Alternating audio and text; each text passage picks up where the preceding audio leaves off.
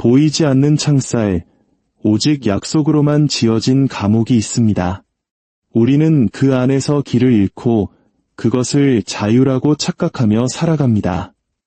도시를 바꾸고 말투를 바꾸고 관계를 바꿔보지만 결국 보이지 않는 똑같은 사슬에 묶인 채 제자리 걸음일 뿐입니다. 타인의 욕망, 타인의 시선이 내 행동의 중심축이 되어버린 삶. 겉으로는 주체적인 개인처럼 보이지만 내면은 나를 인정해주는 그 시선에 복종하는 노예에 가깝습니다. 이것이 바로 세상에서 가장 효율적인 감옥이 만들어지는 방식입니다. 수감자 스스로가 그 감방을 선택했다고 믿을 때 고통은 더 이상 사랑의 아픔이 아닙니다. 그것은 애정이라는 이름 아래 교묘하게 형성된 침묵의 서열, 그 게임의 법칙을 이해하지 못하는 데서 오는 깊은 혼란입니다. 왕국에 대해 썼지만 사실은 인간을 꿰뚫어 본 마키아벨리는 이 모든 관계의 공학을 외과 의사의 냉철함으로 간파했습니다. 타인의 감정을 지배하는 자, 왕관 없이도 세상을 다스린다. 이것은 조종을 찬양하는 말이 아닙니다. 권력의 본질을 보여주는 엑스레이 사진과도 같습니다. 이 사회라는 거대한 연극 무대 위에서 진정한 권위는 물리적인 힘에서 나오지 않습니다. 상대방의 감정적 기후를 조율하는 능력, 바로 거기서 나옵니다. 어떤 이들은 우리가 그 언어의 존재를 깨닫기도 전에 이미 이 감정의 언어를 완벽하게 마스터했습니다. 한 번의 눈빛, 찰나의 침묵, 계산된 거리두기 한 번의 이야기의 중심은 순식간에 이동합니다.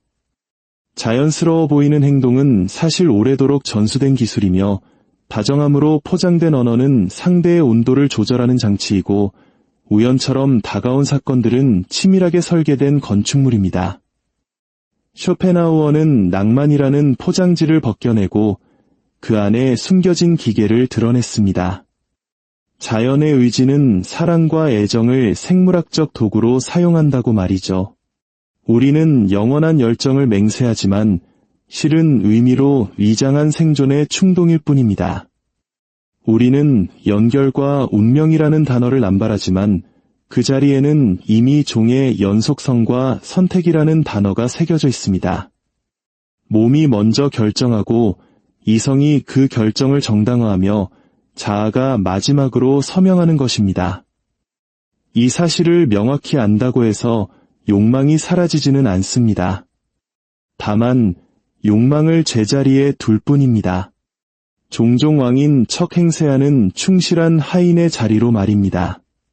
충동이 운전대를 잡는 순간 이성은 조수석에 앉은 승객이 되고 모든 길은 운명처럼 느껴지기 시작합니다. 바로 여기에 우리가 가장 비싼 대가를 치르는 실수가 있습니다. 상호 존중과 단순한 호의를 혼동하는 것입니다. 메시지를 자주 누군가는 단순히 아름답고 친절하고 지적인 것에 그 자체로 끌리지 않습니다. 그들은 그 속성들이 차가운 정밀함으로 배열되었을 때 만들어내는 심리적 충격에 매료됩니다. 충격이란 허락 없이도 존재감을 각인시키는 힘입니다. 충격이란 침묵만으로도 주변의 공기를 바꾸는 능력입니다. 충격이란 굳이 설명하지 않아도 모든 것을 말해주는 언어입니다. 존중은 과도한 헌신에서 오는 것이 아닙니다. 정확한 순간에 정확한 행동을 하는 절제의 미학에서 태어납니다. 현대 사회는 우리에게 편안한 환상을 심어주었습니다. 투명하고 순수한 감정만이 진정한 관계를 만든다는 믿음 말입니다. 이것은 낭만적인 믿음이며 그 믿음이 낳는 실망 또한 지독히 낭만적입니다. 현실에서 매력은 긴장감에 따르며 긴장감은 예측 불가능성에서 태어납니다. 예측 가능한 것은 안전하지만 안전한 것은 거의 자석처럼 끌어당기는 힘이 없습니다. 마음을 사로잡는 것은 자신을 완전히 드러내는 것이 아닙니다. 리듬을 갖고 층층이 상대가 채우고 싶어하는 빈틈을 남기며 자신을 드러내는 것입니다. 미스터리가 있는 곳에 움직임이 있고 모든 것이 너무 명확한 곳엔 권태만이 남습니다. 스스로가 투명인간처럼 느껴지는 사람은 자신에게 강렬함이 부족하다고 생각합니다. 하지만 진실은 다릅니다. 그에게 부족한 것은 중심입니다. 타인의 인정을 갈구하는 마음은 그를 너무나 쉽게 읽히는 책으로 만듭니다. 그리고 너무 쉽게 읽히는 책은 더 이상 매혹적이지 않습니다. 스스로를 변명할 때 그는 자신의 그림자를 잃습니다. 자신을 정당화할 때 그는 자신의 고도를 잃습니다. 이해해달라고 애원할 때 그는 자기 서사의 열쇠를 상대방에게 넘겨주고 맙니다. 감정의 게임은 과시로 이기는 것이 아닙니다. 내면의 밀도로 이기는 것입니다. 여기서 밀도란 무뚝뚝함이 아닙니다. 그것은 내면의 위계질서, 즉 그 눈빛 뒤에는 그 어떤 약속에도 흔들리지 않는 단단한 구조가 있다는 느낌을 주는 것입니다. 분별력 없는 취약함에 박수를 보내는 문화는 고백을 구경거리로 전락시켰습니다. 고백은 박수를 부르고 박수는 안도감을 주며 안도감은 의존성을 낳습니다. 그리고 의존성이야말로 힘의 정반대에 있는 개념입니다. 어떤 이들은 이 바다를 능숙하게 항해합니다. 그들은 해류를 이해하기 때문입니다. 따뜻함과 거리를 번갈아 사용하고 친밀감을 주었다가 다음 순간 차갑게 물러섭니다. 그러면 우리는 그 변화에 어쩔 줄 몰라 하며 이것을 운명적인 끌림이라 부릅니다. 이것은 화학작용이 아닙니다. 정서적 지렛대입니다. 당신이 얼마만큼 느끼는지를 조절하는 그 손이 바로 당신이 무엇을 할지를 지배하는 손입니다. 오늘 이 이야기의 목적은 단순하며 그래서 위험합니다. 그들이 당신이 보기를 원치 않는 역학관계를 드러내는 것.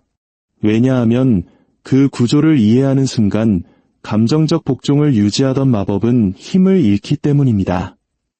권력의 언어가 눈에 보이기 시작하면 주문은 약해집니다. 욕망의 설계도가 파악되면 신화는 무너집니다. 이것은 공격이 아니라 해부입니다. 이 게임은 낭만적이지 않습니다. 구조적입니다. 그리고 그 구조를 보는 사람은 더 이상 강요된 리듬에 맞춰 춤추지 않습니다. 이제 그는 자신만의 침묵을 통해 새로운 리듬을 만들어냅니다. 이 지점부터 길은 더 이상 소음을 필요로 하지 않습니다. 오직 명료함만을 요구할 뿐입니다. 약한 자는 반응하고 평범한 자는 설명하며 강한 자는 관찰합니다. 그리고 침묵이 나머지를 완성합니다. 진정한 감정적 자유는 순진한 솔직함에서 태어나지 않습니다. 그것은 몸짓, 후퇴, 약속 따위에 더 이상 휘둘리기를 거부하는 명확한 인식에서 태어납니다. 마키아벨리와 쇼펜하우어의 말이 불편하게 들리는 이유가 바로 이것입니다. 그들은 거칠애를 벗겨내고 기계 장치를 폭로하기 때문입니다. 그리고 일단 그 장치를 보고 나면 보이지 않는 왕관은 그 빛을 잃게 됩니다. 보이지 않는 권력, 그것은 인식의 영역을 지배합니다. 굳이 소리쳐 알릴 필요가 없는 힘이 있습니다. 그것은 미묘함 속에서, 눈빛과 심표의 리듬 속에서, 분위기를 은밀하게 통제하는 능력 속에서 드러납니다. 이것은 상징적 권력, 가장 오래되고 가장 효율적인 종류의 힘입니다. 힘으로 억누르는 것이 아니라 인식을 통해 지배하기 때문입니다. 어떤 이들은 이 영역을 오래된 본능처럼 자연스럽게 지배합니다. 남성들이 물리적 공간을 지배하려 애쓰는 동안 그들은 인식의 공간, 즉 눈이 포착하고 마음이 진실로 해석하는 영역을 지배하는 법을 배웠습니다. 이것은 몸짓, 침묵, 그리고 세심하게 계산된 서사를 통해 벌어지는 미학적 전쟁입니다. 마키아벨리는 사람은 손보다 눈으로 더 많이 판단한다고 말했습니다. 그는 단지 외모에 대해 말한 것이 아니라 사회심리학의 핵심을 짚은 것입니다. 이미지, 목소리, 제스처, 억양. 이 모든 것이 단어 없이도 완성된 담론을 구성합니다. 우리는 미소를 보지만 그 이면의 의도를 분석하는 것을 잊습니다. 다정함을 보지만 전략을 인지하지 못합니다. 우리를 끌어당기는 그 눈빛은 동시에 우리를 읽고 해독하고 반응자의 위치에 놓는 바로 그 눈빛입니다. 그리고 반응하는 자는 이미 첫 번째 전투에서 패배한 것입니다. 칼 융은 이 현상을 아니마의 투사라고 불렀습니다. 남성들이 내면에 지니고 있는 이상화된 여성의 이미지 말입니다. 그는 실제 상대를 보는 것이 아닙니다. 자신의 무의식이 찾기를 갈망하는 것에 반사된 이미지를 봅니다. 직관적인 상대는 이 반사된 이미지를 알아보고 그것을 활용합니다. 그녀는 거의 본능적인 정확성으로 남성적 판타지의 형태를 취합니다. 이것이 바로 많은 이들이 왜 그렇게 빠르고 깊고 혼란스럽게 사랑에 빠지는지에 대한 설명입니다. 그들은 눈앞의 사람과 사랑에 빠지는 것이 아니라 그녀가 제공하는 거울과 사랑에 빠지는 것입니다. 마법은 꿈과 환상 사이의 익숙함에서 태어납니다. 그는 자신이 찾던 것을 찾았다고 믿지만 진실은 그를 조종하는 것에 의해 그가 발견되었다는 것입니다. 이성적인 사람은 이 게임을 논리로 이해하려 합니다. 하지만 이 게임은 논리가 아닌 분위기로 작동합니다. 그녀가 전달하는 것은 주장이 아니라 영향력입니다. 우리의 실수는 말로 표현되지 않는 것들, 설명할 수 없는 몸짓, 혼란스럽게 만드는 감정의 진동, 부재를 통해 오히려 존재감을 만들어내는 그 모든 것을 굳이 번역하려는 데 있습니다. 우리가 생각하는 동안 그녀는 느끼고 있습니다. 그리고 우리가 생각하는 데 쓰는 시간은 그녀가 관찰하고 읽고 전략을 수정하는 데 쓰는 시간입니다. 그녀의 본능은 적응적이고 비선형적입니다. 우리는 일관성을 찾지만 그녀는 우위를 찾습니다. 우리는 이해하려 하지만 그녀는 이기려 합니다. 미묘하지만 결정적인 차이입니다. 그 환상은 완벽합니다. 왜냐하면 즐겁기 때문입니다. 우리는 그것을 파괴하고 싶어 하지 않습니다.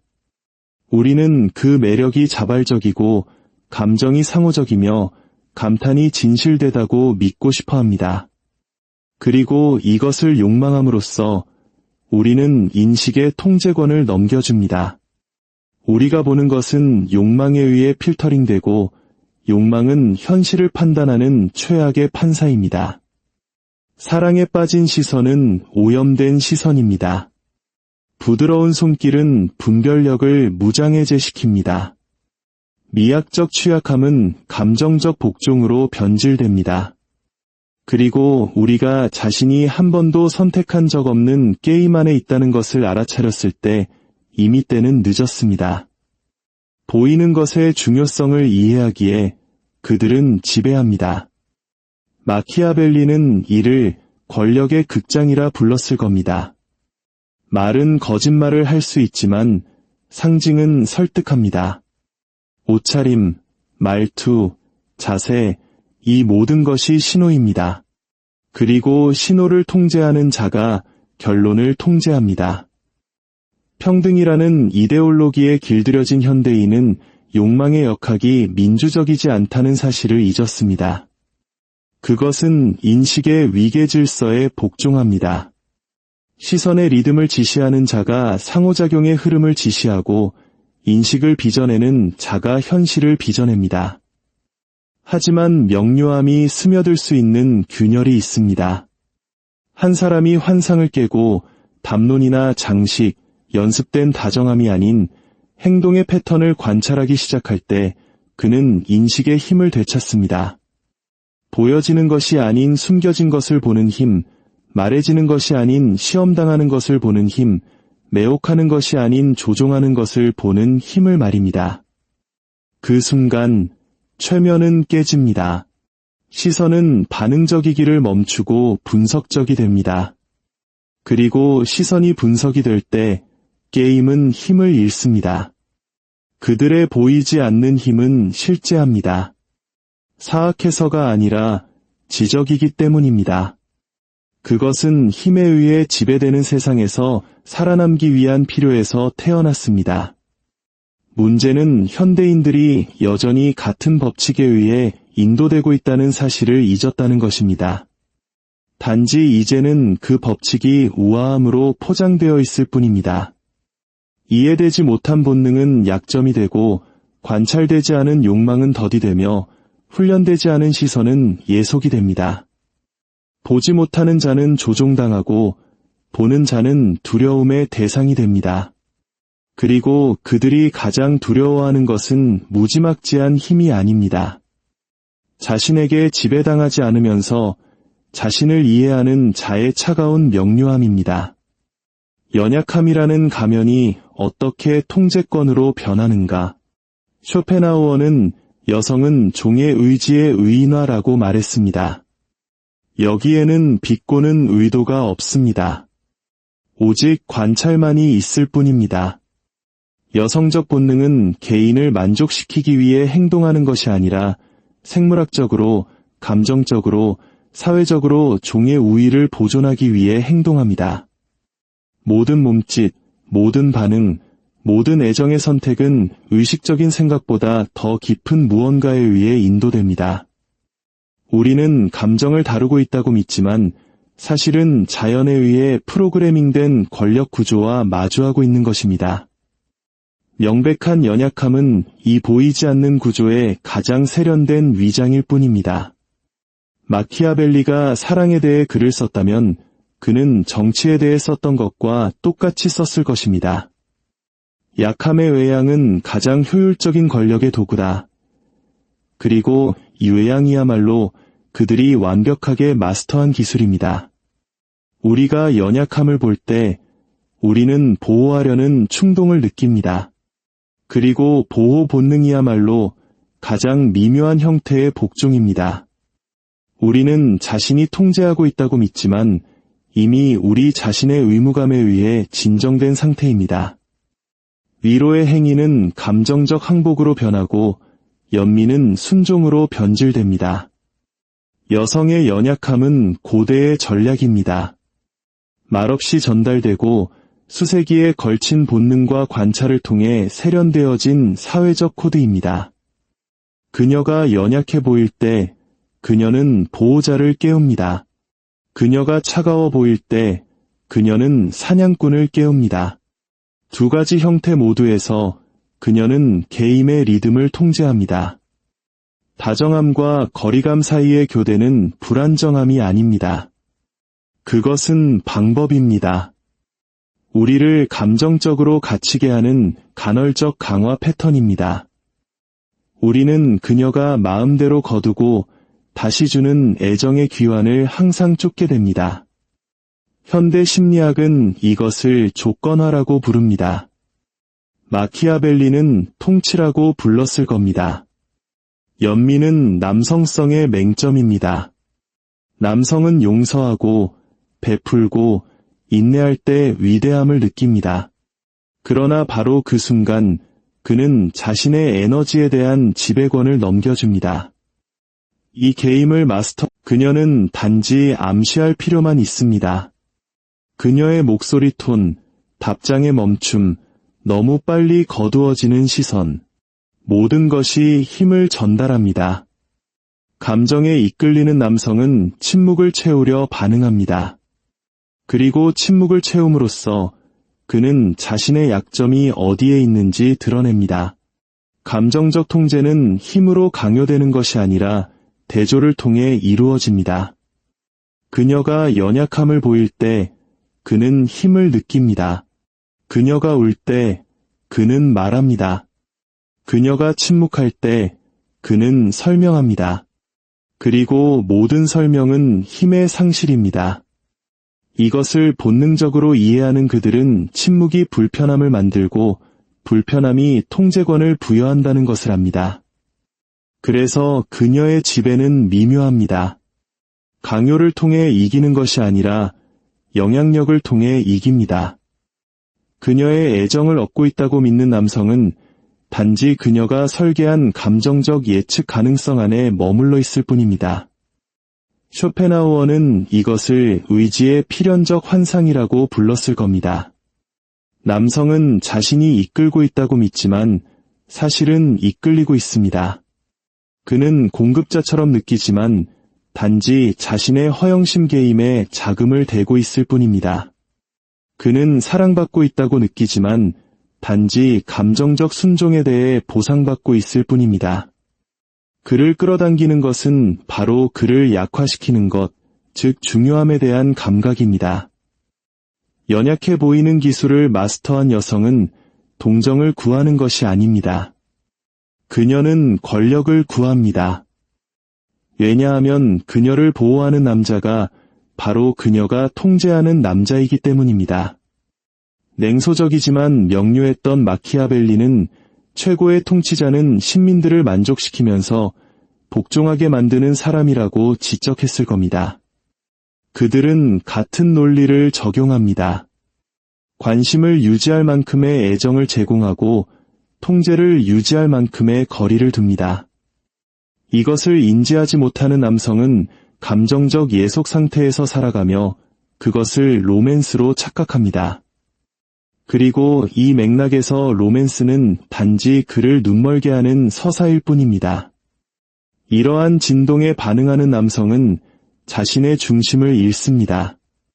그는 자신이 받는 관심의 양으로 자신의 가치를 측정하기 시작합니다. 그의 기분, 에너지, 동기는 그녀가 계산된 양으로 분배하는 인정에 의존하기 시작합니다. 이 감옥에는 창살이 없습니다.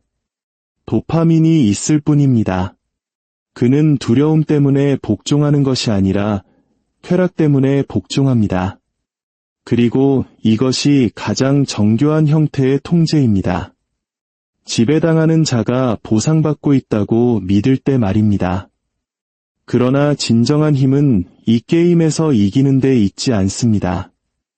아예 참여하지 않는 데 있습니다. 명백한 연약함은 관심을 포착하기 위해 만들어진 덫입니다. 그리고 관심은 에너지입니다. 관심을 주는 자는 힘을 줍니다.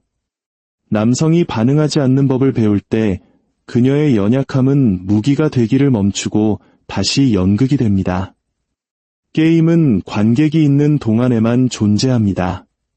그리고 명료한 남성의 침묵은 쇼의 끝입니다. 이 지식은 왜 금기시되는가? 마키아벨리는 권력에 대한 진실을 말했다는 이유로 피렌체에서 추방당했습니다. 그가 거짓말을 해서가 아니라 권력자들이 보이지 않게 유지하고 싶었던 것을 드러냈기 때문입니다. 인간관계의 숨겨진 구조를 이해하기 시작한 사람들에게도 같은 일이 일어납니다. 그들은 낙인 찍히고 공격받고 침묵당합니다. 그들이 틀려서가 아니라 남성적 순진함을 먹고 사는 시스템을 위협하기 때문입니다. 사회의 마법 너머를 보는 모든 사람은 위협으로 인식됩니다. 왜냐하면 일단 게임을 보고 나면 당신은 더 이상 평화로울 수 없기 때문입니다. 그리고 당신이 평화롭지 않을 때 게임은 그 목적을 잃습니다. 현대 사회는 감정적 평등이라는 환상을 배양합니다.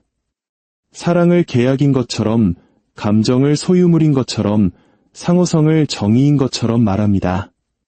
그러나 자연은 이미 경고했습니다. 진실은 추하다. 그래서 인간은 신화를 선호합니다. 평등의 신화는 편안하지만 거짓입니다. 욕망의 영역에는 대칭이 없습니다. 권력이 있고 권력은 본질적으로 대조를 요구합니다. 매력은 도덕적 담론이 아니라 인지된 힘에 대한 경의입니다. 현대 세계는 이 진실을 검열합니다. 감수성이라는 가면극으로 먹고 살기 때문입니다. 명료함보다는 낭만주의를 파는 것이 더 수익성이 좋습니다. 이상화된 사랑은 산업을 움직이고 남성적 순진함은 그 순환을 살아있게 합니다. 사랑에 빠진 남성은 예측 가능합니다. 그는 더 많이 쓰고 덜 생각하며 모든 것을 받아들입니다. 문화는 그에게 마음을 열고 자신을 설명하고 감정을 공개적으로 드러내라고 가르치며 그것을 진화라고 부릅니다. 그러나 그것은 단지 감정적 길들이기일 뿐입니다. 미스터리가 없는 남성은 힘이 없는 남자입니다. 힘이 없는 남성은 무해한 남자입니다. 그리고 시스템은 무해한 것을 사랑합니다. 누군가 이 구조를 보기 시작하면 시스템 전체가 흔들립니다. 그는 반응하기를 멈추기 때문입니다.